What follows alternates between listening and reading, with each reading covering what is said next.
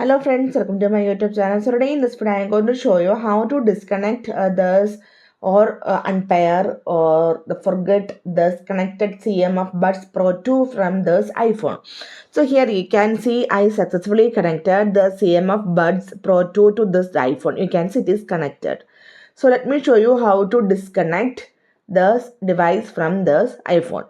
Simply go to the main settings page, tap on the option Bluetooth. So here you can see under my device section, you can see the connected device you can see. So tap on the I button at the right side of this connected Bluetooth earbuds. Here you can see the option disconnect. If you want to disconnect this earbuds from this phone, you can simply tap on the option disconnect.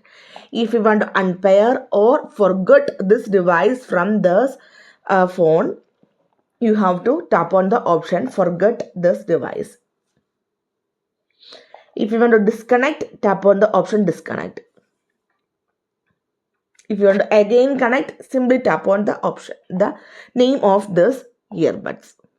If you want to unpair or forget this one, tap on the option forget this device.